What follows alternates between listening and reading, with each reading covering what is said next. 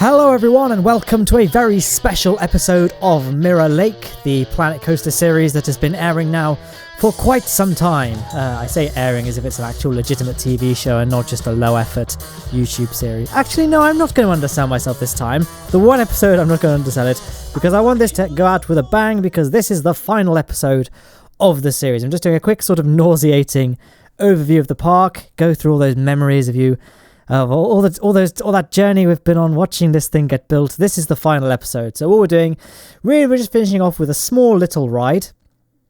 You may notice that all the rides we built in a previous episode, the flat rides, I knocked them all down, so that's fun. This is kind of a like all the rides in this park, really. They all have sort of, whilst nothing in this park is a recreation or even close to any sort of recreation, they all have their inspirations pretty much. Like, I'd say Argus, the big red one in the background, didn't really have any particular inspiration, but neither did the big yellow one or the big blue one. So actually what I'm saying is nonsense. But you know, some of the rides, like the log flume and the launched raceway that goes through the big emporium and a few others like the log flume, they all kind of were inspired in part by other rides. And this one was kind of inspired sort of by Corkscrew, which used to be a ride at Alton Towers.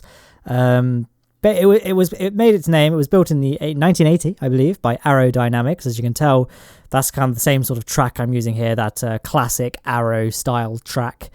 It was built in 1980 and was famous because it was the UK's first double inverting coaster, and it was one of the first in Europe and I guess the world probably. Don't know. This is all very much from what memory serves me.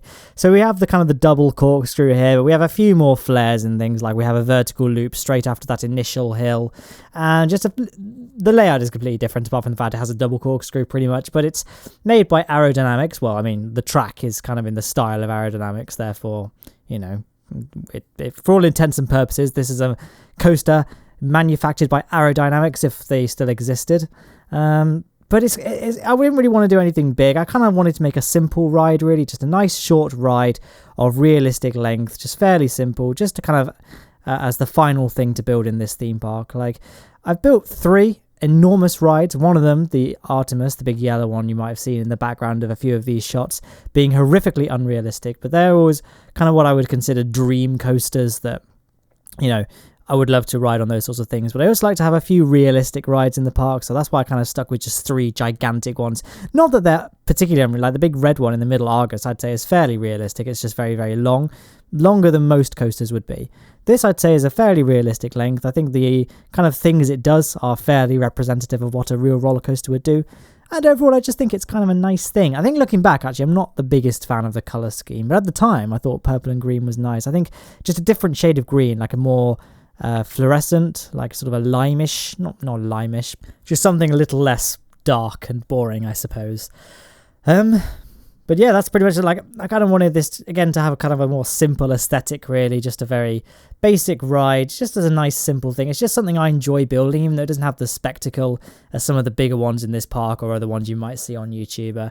I just kind of like the simplicity of it, so I wanted the station to also mirror the simplicity factor, really. So we've got a very basic square layout, which makes it the dream when it comes to fencing the ride off. We'll just put a fence around the perimeter. And I thought, you know, the station really only needs to serve just as a shelter for the cars when they're, you know, not going around the track. So again, I didn't want to go with anything too fancy. Yeah, I feel like I've kind of outlined the motivations and what I wanted to get out of this coaster already, so I don't need to waffle on too long about it. But yeah, you can see kind of going for that purple and green aesthetic with this building here. But I mean, that's pretty much the ride's layout, to be honest. This video is going to be comprised of 2 segments, really. Building this ride here, and you can see the track itself has obviously been built. We're just fencing it off now, getting a nice fence all the way around the perimeter, and then we'll just concrete over, you know, what the inside of the fence. But yeah, like I say, this video is going to be kind of 2 sections, really. So the first half, I should say, is the construction of this roller coaster. The POV will be at the end of this video, so don't worry, but if you want to skip ahead to the end now, I suppose you can if you want. But for the rest of this video, we're going to be obviously finishing the scenery for the ride. But then we're also going to be finishing off the rest of the theme park, really. So while we're not going to be building any more big rides, like we'll put in a few flat rides here and there. I want to kind of show this in kind of a bridged format though, so I probably won't show every single little feature I do because this video would be 7 hours long, but just general sort of last bits of terraforming, planting a few trees around. I mean, I have kind of shown this series a little bit broken up just because I did some tree planting sort of in the last episode with a wooden coaster, but I couldn't show all of it because this coaster was in some of the shots. But trust me, if you were editing it, you would get that chronologically it made more sense to omit this coaster and have it in its own episode.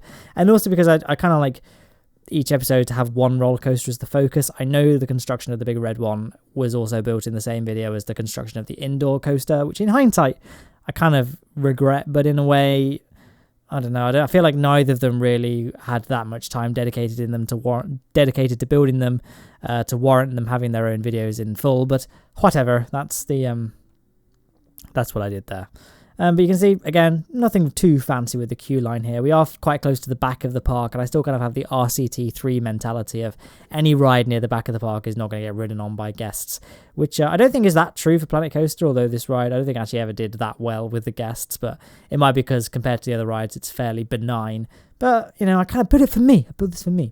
So we're building a couple of flat rides by Revenge, just because I saw this blank space here, and I thought, you know what, it needs filling. So I've got 2 rides here. And I think it ends up being a nice little finish, or a nice little finishing touch, I should say, to the actual entrance of Revenge. But yeah, just doing this sort of fancy thing with the queue line. Guests in this game don't really seem to like flat rides as much. Like, there was an update, and now suddenly no one seems to like riding flat rides, which is a shame, because flat rides are just as fun as the coasters, even though I hate them personally in real life, because I get horrendously motion sick. But for some reason, roller coasters I'm fine with, but any ride with a repeating motion, which is essentially all rides, especially the big ones for me are pirate ships. I cannot do those without vomiting. Just kind of any things that invert you, like a flat ride that inverts, I get very, very queasy on. Roundabouts, I'm not so bad on. I do tend to feel a little bit sick towards the end, but that might be just a psychological element at that point. But I'm getting a bit sidetracked here. Just keep on panning out to see how the park's doing, looking for dead spaces here and there and filling them with flat rides. But you can see this thing's coming together quite well. We've got some nice scenery and then a good way to just flesh out the blank areas. I mean, aside from building rides there, obviously, but once you've built rides, just fleshing out the areas with trees and things is usually a good way to make the park seem a little bit more complete. And I do like having trees as a corporation. Like, I know it's just like a typical way of being lazy about not wanting to do scenery. I mean, that's certainly what my attitude was in the last Planet Coaster video I did, as in not Mirror Lake, but I made like another park all in one episode, which I was really liked the way that video came out, but it was kind of, I didn't really like the fact that there was so much I couldn't show, and I kind of wanted to talk a little bit more about, you know, my thought process behind each thing I do. So that's kind of why I made this thing into a 13 episode series, where I guess it will be 13 episodes by the time it all wraps up. I'm going to do one final episode, I think, in which we can show like a cinematic overview of the park, just kind of going over the basic features. Like, although obviously you're seeing it here, like in its completed state, or I guess you will, I kind of want to just talk about kind of a reflective process, what I like about it, what I dislike about it, and yeah, below, tell me what you liked about it, disliking it, because I certainly really enjoy this. I know I joke about not many people watching it, and you know, this is true, not many people have watched this series, but I kind of did it for me. Like, I really enjoyed making this series, like not only just making the park, like Planet Coaster, I play, like Kerbal Space Program, for example, I never play in my spare time for fun anymore. Like, I mean, the kind of the scale of the missions I do, that those just consume all my time. Like, I'll put lots of hours in each week for Kerbal Space Program, but because the missions I do now are quite complex this sounds really arrogant, but like for what a layperson would play KSP for, the missions I tend to do, I'd say, are harder than that. So any time I spend in Kerbal Space Program is doing a mission that I want to film and put on YouTube. So I never really play it for fun, but I do still play. Like, don't get me wrong, I find Kerbal Space Program incredibly fun. Don't say that, but you know what I mean. I don't play it at my own leisure. I play it purely to film things. Where Planet Coaster, I'll just sit here and play it and like design coast and see what I can try and play around with. Granted, I don't build parks. I won't build parks because parks take ages. So if I'm going to be focusing my efforts on a park, I may as well film it. But I just playing around with roller coasters, seeing what I can build, and you know, coming up with different designs and concepts that I could then later on implement into a park that I could build into a video.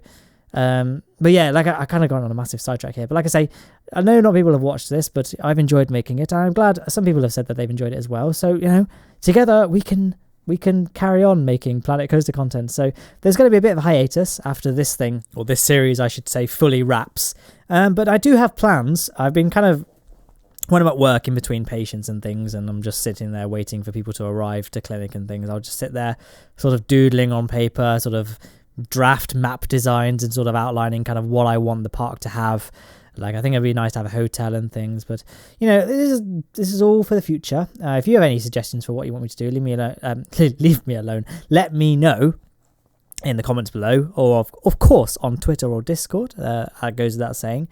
But yeah, I have some really nice ideas, and I learned a lot from this series. And throughout, like, after I finished this park, I did watch a few other episodes, and I learned a few building techniques. So I think going forward, we should be able to easily top this park and make something much better.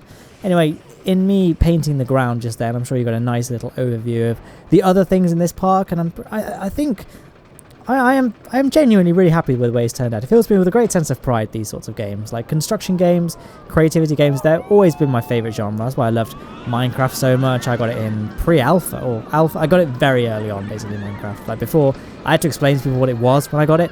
That's how old I am, kids. But like SimCity, Roller Coaster Tycoon, and just the other Tycoon games, I guess. I never really got into Cities Skylines, I think, because this sort of... I don't know, I got Cities Skylines after Planet Coaster, and for me, like the pinnacle of gaming for me was Roller Coaster Tycoon in terms of creativity gaming, and so this just scratches an itch that Cities Skylines I don't think ever will. I've always loved theme parks. Don't know why growing up. Well, I mean, it's pretty obvious why. Like, they're fun, right? But yeah, I've always preferred theme park builders and things. There aren't many, and so I very much saw this when this came out. I capitalized on that and instantly had to get it. And I've been in love ever since. It's just the perfect game. It's my favourite game, easily, of 2016. It came out in 2016, right? Yeah. Anyway, nice little overview shot. There we go. Got out the sentence I wanted to say in the end, of the train going around the track. And on the top left of the screen, I'm sure you can see my Patreon and Twitter links. Don't feel obliged to donate to Patreon. I don't want to make people feel bad. I've done that a lot this commentary, haven't I? I've gone bleh, bleh. I think I'm just getting ahead of myself. But I mean, no need to draw attention to my ineptitude when it comes to commentating. We can just talk about what's just appeared on your screens, hopefully.